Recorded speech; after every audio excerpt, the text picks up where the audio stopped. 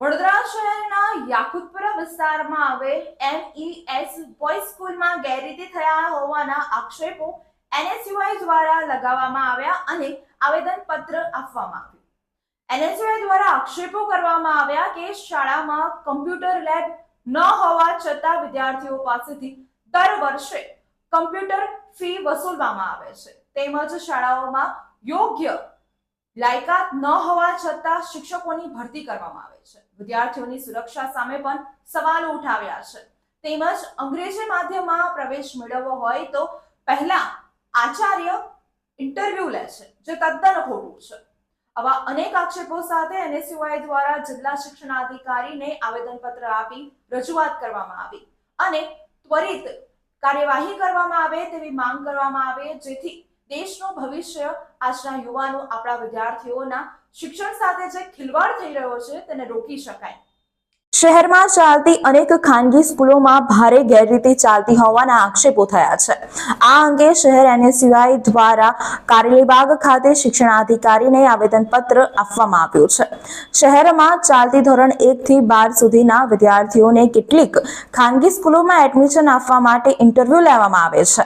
જો કે આવી ખાનગી સ્કૂલોમાં લાયકાત મુજબના શિક્ષકો રાખવામાં આવતા નથી। જિલ્લા શિક્ષણાધિકારીની ઓફિસમાંથી નિયત ધોરણ મુજબ વર્ગખંડની મંજૂરી કરતા વધારે રાખવામાં આવે છે।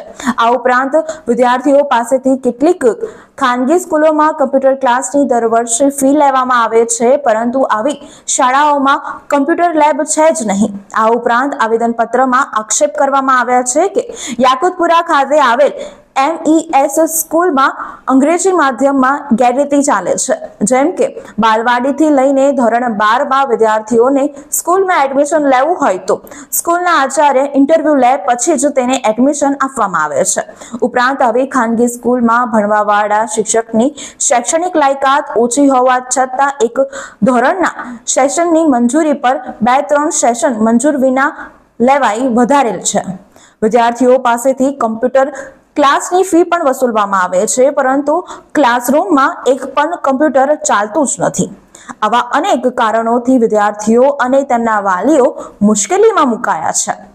તો NSUIના પ્રમુખ અમર વાઘેલા અને ઉપપ્રમુખ સુઝાન લાડમેલ સહિત અન્યોની માંગ છે કે તાત્કાલિક ધોરણે સ્કૂલના આચાર્ય અને ટ્રસ્ટીઓ સામે પગલાં લેવામાં આવે, જેથી વિદ્યાર્થીઓના ભાવિ સાથે કોઈ ચેડા ના થાય।